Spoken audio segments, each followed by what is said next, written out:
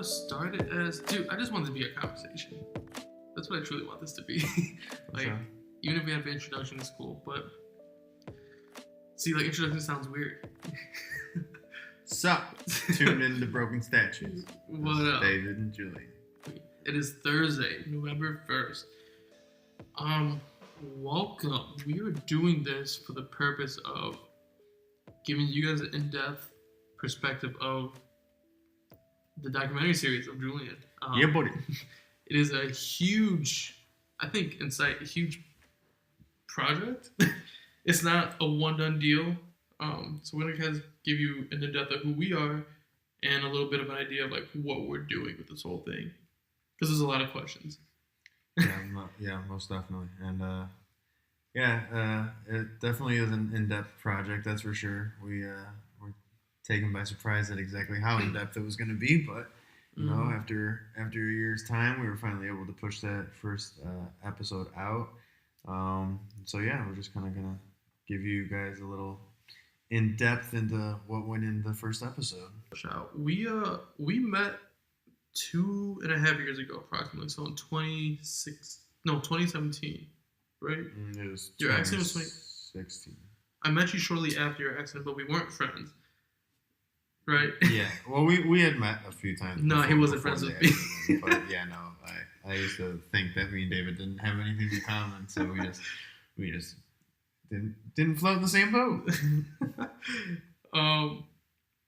How old are you, Julian? I'm 24 years old now. I feel older, but you know, some call it young. But yep, that's me. 24. I'm 23. Graduated the same year. I turned 24 like in a few days. So that's cool. I know. So a little bit of the behind the scenes of this whole thing. This started last year. This whole thing started last year in 2017. Mm-hmm. I think it's from my recollection, it kind of started off as a joke. It kind of started off as us being like, dude, it's always great. It was just in the process of me getting to know Julian, and through that, we really were like, what if we just did this ourselves? A little more backstory to why we even thought about doing even like a documentary about it was because I'm into like film, I'm into like photography and video. But our church specifically has been doing at that time videos about stories that God has redeemed them from, or God has shown up in a big way. So it was called God at Work. They did a lot of videos of that. So when everybody found out about Julian's story, they're like, "Oh my gosh! Like, why doesn't our church do one of these videos for you?" And we're like, "Yeah, we don't know why. Like, we didn't have the answer to that." But we kind of joked around the idea, like, what if we just did it? I think there's a few reasons why we even thought of that. One, as Julian and I got to know each other, we're very, I think, raw about how we do things, and meaning that we don't like to sugarcoat stuff. I think a lot of times people can say that, and they may mean it, but I think that's really like our personalities. We'll just kind of like be right in your face about it. Yeah, true. Not kind of like shy back. And I think the church has an agenda, and it has to be, because if they just did whatever they want, because that's how they The church just has a wider age group to cater to. So some parts of my story just happen to be a bit more explicit than what you should, hear on a Sunday morning. And because of that, I think we decided we kind of wanted to take it into our own hands, so that way we didn't really have to shy away from anything. We could kind of just, since it's not a church-based thing, it's a self-made thing, we kind of are just able to do what we want with it, and of course within boundaries, but we could kind of give it that raw edge, and there were different a few reasons to what started this up, that being one of them. I know at the time, I think it was funny because I would always joke about how my life was pretty much like a reality TV show with just the amounts of ups and downs and that were happening. And I think my birthday had just passed, and I ended up just having like a crappy birthday. And then I ended up telling David about it, and that's again where the reality TV show came up, and then that kind of turned into documentary talk, and one step led to another. This should be known up front. We have no experience in this. No, we're winging it. Why? We very much are. I really started with photography, and that was it. It slowly turned into video with. Shout out to my friend Hector Dominguez. He was the one who got me into video, and he gave me a lot of exposure to doing things. But through that, I think started my realness and rawness of creating kind of started to implement. And so when I heard Julian's story, it was like, this would be cool. I don't know what that would look like. Let me just start shooting my camera, bringing it around every time we hung out. And we hung out a lot during that time that we first met. But to go back on your point, the whole not wanting restrictions. We didn't want restrictions, not because we just wanted to do what we wanted. Like, we didn't want to be reckless about how we shot this.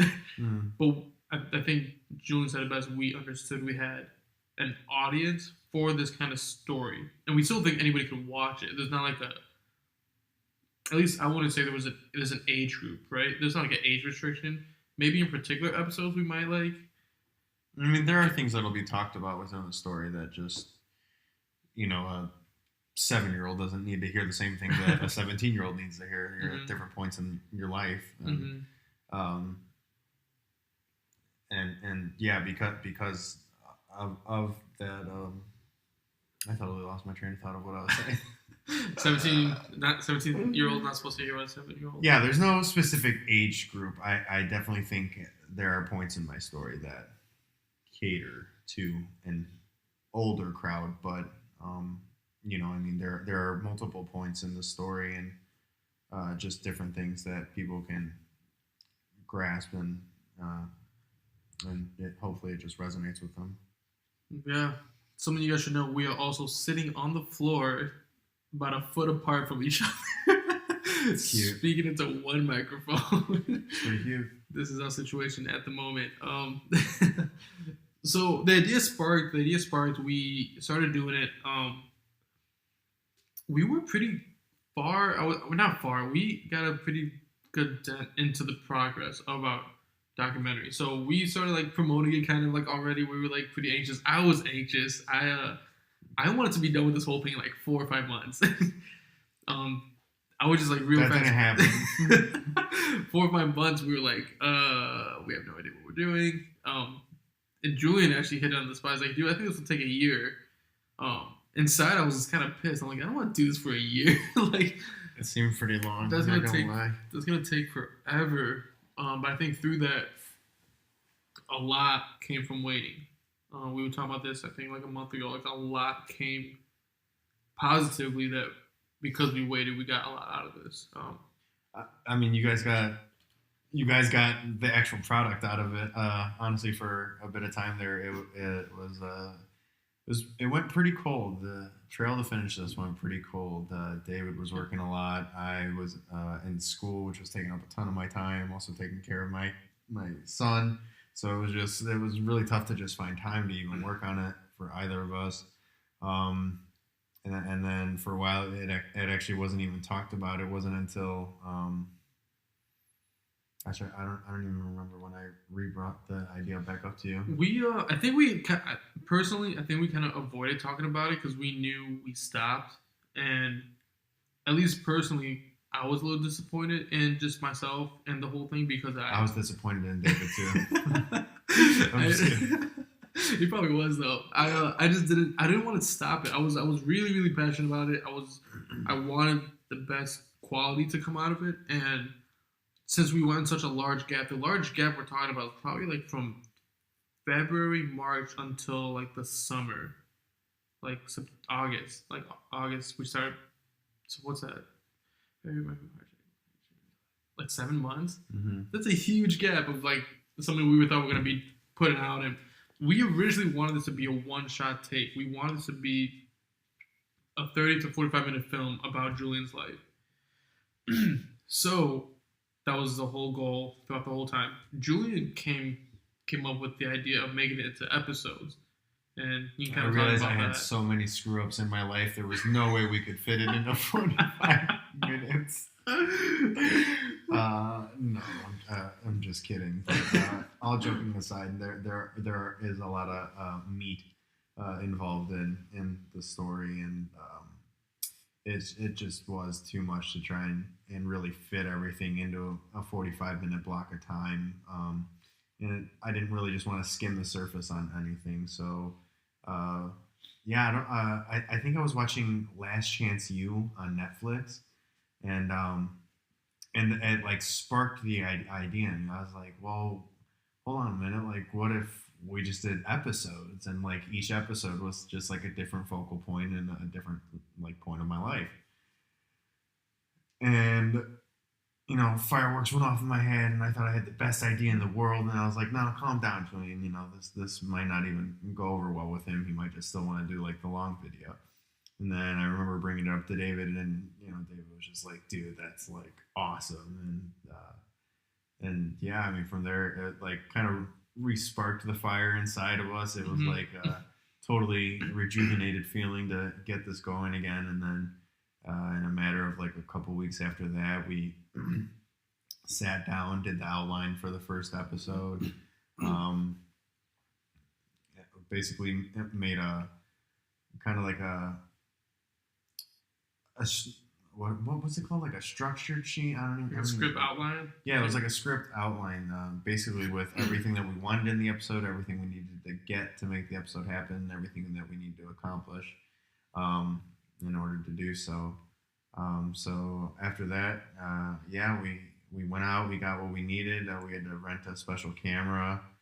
David, you can probably get more detail on yeah. that. I think so. I think some of the things I'm pretty proud of for both of us is that one, our quality went up by waiting, and two, there's some things I think people who are familiar with like music, film, and just like producing things and putting that on the internet, there's copyright, the magic word of copyright, and for most of the video, we were using songs that we had no idea if we had permission to do it, but we were going to hope for the best, at least on my end. It was so illegal.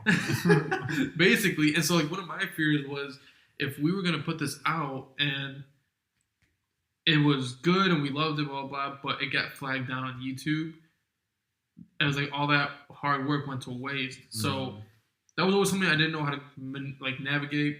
But so through waiting, we were able to rent a camera for pretty cheap, and we got it for like a 3-day period. Totally new camera, didn't really know how to use it. Like a lot of when I mean we winged it, we're really winging this whole thing. Yeah. That doesn't dismiss like I think our talents in our art, because I think it's shown and it's just balling on a budget. Heck yeah, that's so true. That reminds me of Brandon. We gotta shout out Brandon later. Yeah. But speaking of budget, but because of that, also Julian was able to produce all the audio that was underlaid through. So all the audio you heard in the first episode was produced and made by Julian. So like it was completely 100% organic and made by us, and that's why I think if we try to push the walls that weren't meant to be broken down early on, it would have been so bad. I don't think it would have been nearly as quality, and I think it would have been trash. It would have been trash, and we would have been on like a little high that we put out a video and documentary, blah blah. And I would have cried about it later. So, I think the other thing I can point out is that this whole thing is not. There's not a dead end. There's not like a ending point. Some of the questions we got early on, or once it was released, was like, "Oh, how many episodes are there going to be?" We have no idea. Yeah, I mean, honestly, it's a continued story. There's really like no end to it, as my accident left me dealing with these challenges for the rest of my life. So I mean, ideally, I think it would be a great goal to maybe get like 10 or 12 episodes out. But again, we're not really trying to put like a limit on it, because who knows where this will go and who it'll reach, and we don't know anything like that. So as long as God allows us, we're gonna keep pushing episodes out. I think another question that at least when I've got like maybe like the why, like why are we doing this? Because one, okay, it's I guess it's cool to put something out on YouTube and whatever. I guess the idea of putting something out that's of this magnitude, I guess. But since the beginning, I think we were both very driven about a few things. I guess I can start first. I think one, Julian's story, and one, I'm also assuming you saw the video already, but for next episodes, we'll retell the story and stuff. But when I heard Julian's story, for me, it changed a lot of what I knew about, I guess, what it meant to be a Christian going through a trial. And that's just one thing. There's a million. That's why this is what I mean. We can go for this, like, we can talk a long time. One, what it meant to go through a trial. Two, the happiness that I saw in Julian through his injury.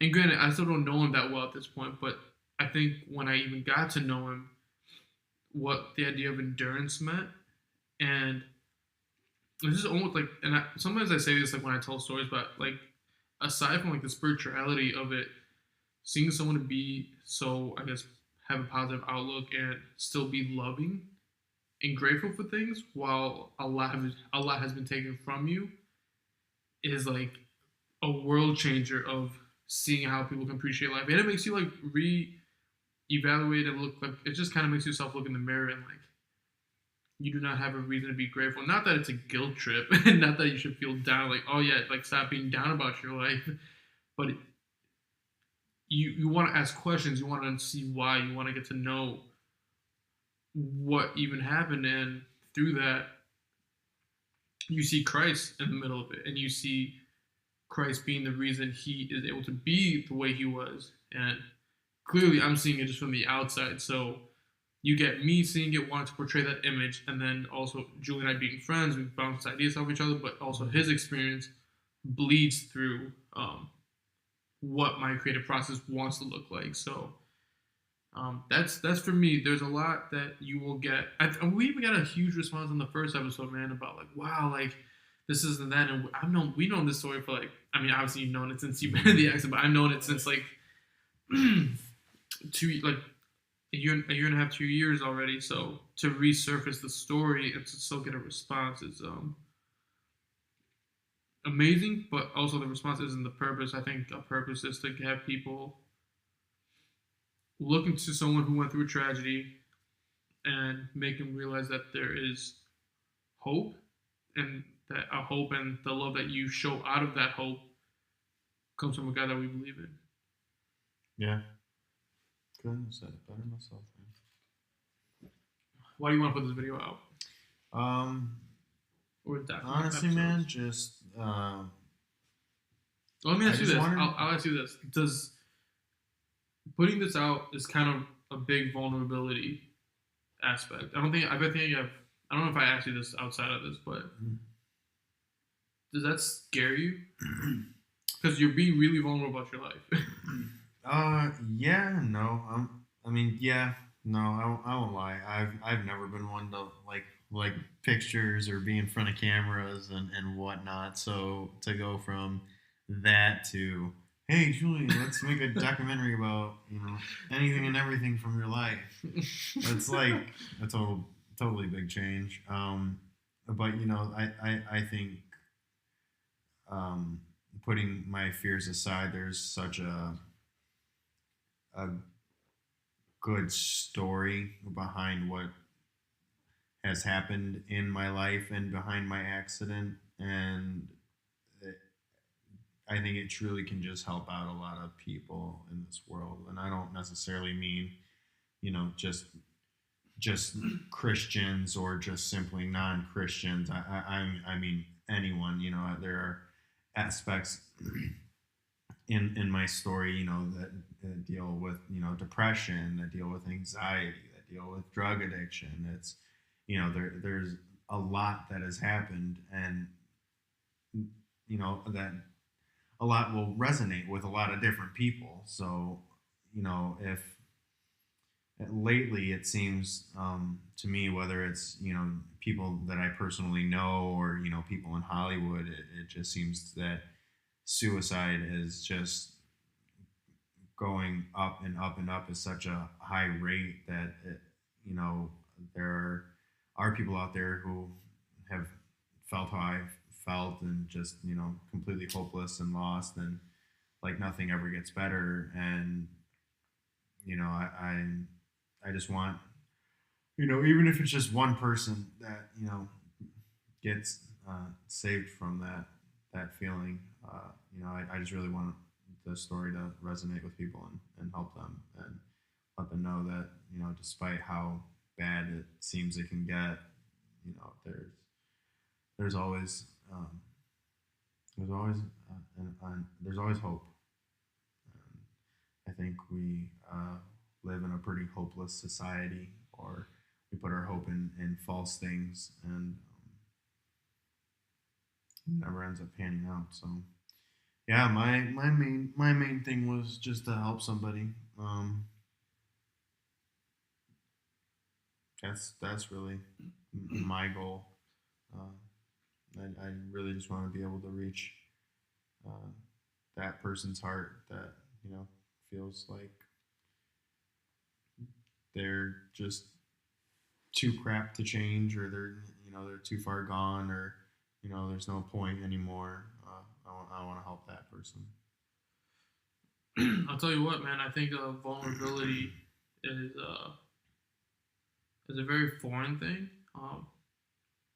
I don't see it in my workplace because it's sometimes looked upon as weak. Not that that's like the case in all workplace scenarios, but just in your everyday life, I think being this is what I mean when I ask the question of does it scare you? Because I think for me to put my life, because I'm not putting my life out there. I'm not. I'm just creating his and portraying his life in these forms of episodes. And I think of that often. I just think of like, man, like I don't know how much I could be vulnerable and sharing the details that we haven't shown you guys yet. We already have like a pretty decent outline of the whole thing, and there's a lot. There's a lot we're gonna talk about. There's a lot that Julian has gone through, and him. So him meaning like a lot of the things that have been happening, like with celebrities and suicide and drug addiction. Like I think at the beginning when we started this, it was the Demi Lovato situation. I know she just relapsed again, like a few months ago or a month ago. But when we were starting this last year, it was the first time that went all over the news, and I think she even had like her own documentary about it. And so we saw that. I was like, man, like how, like when I was watching that, bro, like I think I saw this video like reacting to her documentary, and some guy said like the scary thing about that was you'll see her Instagram pictures 2 days before she went into rehab. And what's scary is that someone can post something nearly 2 days before when really she was going through so much. Oh yeah. And there's like this image like that we portray. You know what I mean? Like it's so easy to just that's scary though. Make yourself a shell. Like it's pretty simple. And I've lived a long time doing that. Shoot, even now I still struggle with that, man. Just pretending like everything's peachy and fine and okay, and you try and make everybody else happy, and inside you got no idea what they're dealing with. Which is why it's always totally important. Never make fun of people who claim they have depression, because to you it might not look like it, but you have no idea what's going on in their life. So I mean it's important not to make fun of anyone, period, but especially when it comes to stuff like anxiety and depression. I know it's not something that's easily understood, especially by people that don't suffer with it, but yeah, man, it's not something to be taken lightly, that's for sure. So we can kind of go into part of the episodes now, just real quick, about what. That'll be good. Mm-hmm. Go on with that. Yeah. So, how about we start with? So I'll recap it real quick. Episode 1 was just the beginning, initial story, kind of like the start off of what this documentary series is going to be about. Mm-hmm. We told you a little bit about how his life has been through a lot, and kind of behind the scenes of what we're trying to do and how we come to this point. So episode 1 is about Julian's accident in Batavia, Illinois, at the quarry where he dove and he shattered parts of his spinal cord, leading to him being at some point paralyzed from the shoulders down. And we kind of ended with his recollection of up to the hospital and him going to RIC in Chicago. That's kind of the recap of that's only episode 1, man. But that's the whole we decided story. to drop a bomb first episode. Just talk about broken necks. Yeah. So that's it. That's the recap of that. So we're just gonna talk about real quick. So maybe details that we didn't get to articulate in the episode, and to give you maybe some stuff that comes up to mind, like behind the scenes, or what happened when we filmed this, or that. And the first one I'll start with. I start with the newscast of you making on the news of it. Was it CBS? That So they had a that whole out full. though, so they can't. Yeah, don't copyright us. Go for it. How about you explain? Well, why did NBC, or was it CBS? Why did the news? Why did the news come to you to get this story out? So basically, what ended up happening is someone that works in Northwestern, doing something for them, is one of my mom's clients. My mom does hair at her own salon that she owns in downtown Batavia. And so she ended up. So they were talking obviously about like what had happened and everything like that, and how I had been there for my surgeries and all that. And they ended up getting in contact with me and wanted to do basically kind of like a patient news article just about my story. They came to my house. They did an online phone interview with me. They came to my house, took pictures, and then they actually wanted to air my story as a radio commercial. So they ended up hiring a radio actor to tell my story. You'll hear it on the radio. It's all over like Pandora, stuff like that. So I ended up doing a commercial for Northwestern as well. And then that news article, they wanted to take it actually a step further and do like a patient promo video that they ended up showing to their entire staff all over at every single location that they have. So everybody that has worked for Northwestern has actually seen that video. And then once that video ended up airing, the news ended up contacting them and wanted to air the story as well. So it was like 3 different times through Northwestern Hospital is how I ended up getting in contact with CBS and meeting with them to do another interview and stuff like that. I'll tell you what, I know when all that was happening, you would tell me about like, hey, like you showed me like it via email, and you showed me like before it was released and stuff. And a little part of me was almost like discouraged because this third party came in and was able to start filming you, and we weren't able to get anything out. And we were already filming like the documentary, Right. but so the fact that they got a whole crew and they came in with like lights and a camera and shot this whole thing, and then I was like, man, like we haven't even got ours out yet. And they were able to do it with it. Obviously, they have a team and they have production, and it was kind of cool just to see how even after this is now 2 years that it's been kind of cool to just see how that story just wasn't lost in everything that goes on day to day. Like it's still like circulating and like being told and like shared with other people. It's still impacting people. So it was kind of cool to see that be just utilized as another stepping stone and platform to get the story out and reach out to people. And now we used it. Yeah. And now we got great footage to make an episode. How about you tell? That was one thing I wanted to like touch on to you to explain that part. So the episode goes in and your point of view, and you recollect about what your experience was. So maybe think up top, like what kind of things you can think of that you didn't maybe say in detail, or something you can further elaborate on. I won't give you guys too many details because if you haven't seen it yet, I definitely want you guys to go out and watch it. But yeah, the first episode's basically um, it's simply just about the day of the accident, just from my point of view, my mom's point of view, my dad's point of view. It's strictly just about that. But I mean, just some things I touched base on. You know, I was completely conscious during the whole accident, so I actually recall like hitting the bottom, hearing my neck snap, not being able to move anything, being face down underwater, and just kind of like watching as time goes by and like just waiting to drown. Totally crazy feeling. As best as I could, I tried describing that to the viewers, and I mean, there's no way that it justice. That whole time lapse, honestly, of just that day really was just utter shock. So yeah, I tried to articulate that as best as I could, but I really couldn't put it into words just how terrifying that all was to go through. And I mean, I'm sure it was equally, if not more so, terrifying for my parents. I mean, luckily, I got to be um, put under a lot of sedation.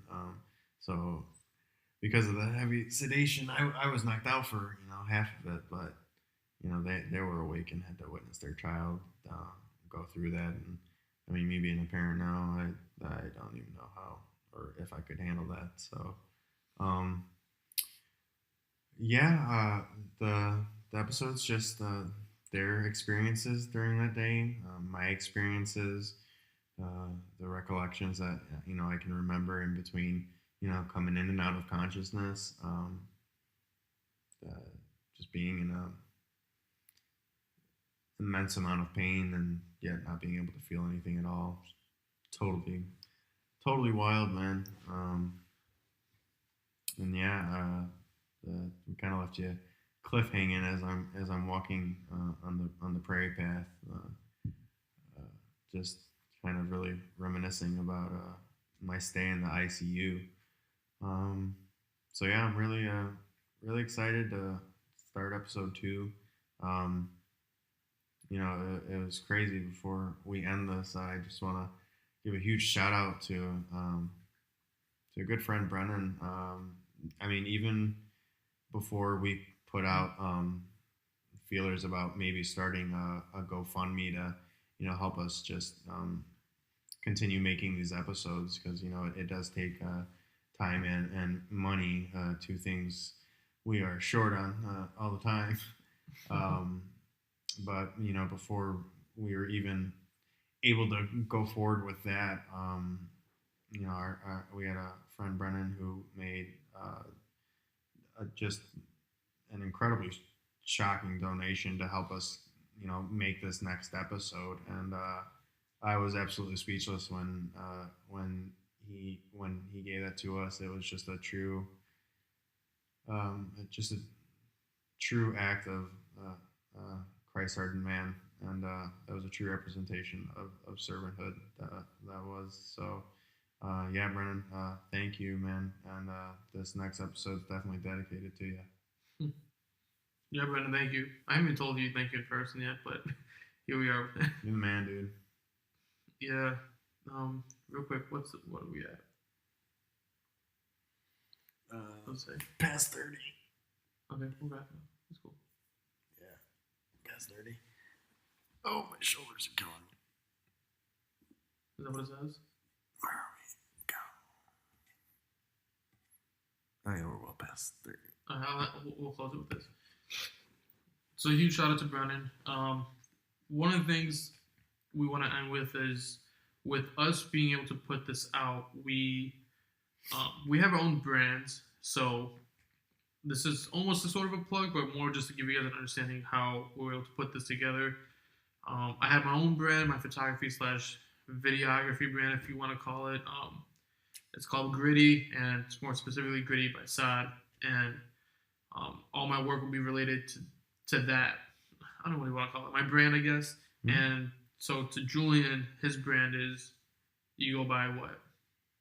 Oh, I don't. Yeah, I don't really think it's a brand. That's Well, just my DJ name. Your DJ name. What is it again? Yeah, my DJ name is Butter. So, with all that being said, we have our own brands. Like Julian said, we really weren't. There's a lot of I would say leaning hope on God with what He'll do with this. And with that being said, I think one of the blessings came was from Brennan with that donation to move forward with just the next episode. But at some point, um, we are gonna figure out a way to best see how you guys, if you wish to donate to us, whatever amount, we'll really explain more once we have a better idea of it. But to any of you guys that understand more of what the story is about, and just how it's impacted you, of course, this is fun to us, but also we do have a full time life that we're doing. Not just Julian's in school, he has a kid, he has a father, and if there's a man that doesn't sleep enough, it's this man. I don't ever sleep. It sucks. Let this man rest. But also, I have a full-time job, and this is really like a side thing, but it's not like a burden by any means. It's something we both love doing. It's our way of like expressing ourselves and through art. And to give you guys, we just want to tell this story. We want to tell this story through our art, and sometimes we can't just do that on our own because we don't have the means to do it. So, if you feel so led to, donate to us in the way we figure it out, and it'd be much appreciated. You guys are pretty much the only reason we can like move forward with making episodes. Unless you guys want, well, we'll manage. It's just a matter of not making you guys wait as long as we would like you to. So in order to make these a little bit quicker, donations are always welcomed, definitely. But no matter what, God will always provide, and we will definitely tell this story. So there's only episode 1. I think this concludes what this will look like. Maybe next time we'll sit on a chair and not lay on the floor while we make this episode. But until then, that's all, man. Thanks, guys, for listening. Check out the video. Broken Statues, episode 2, coming soon. Hey. We out. Peace.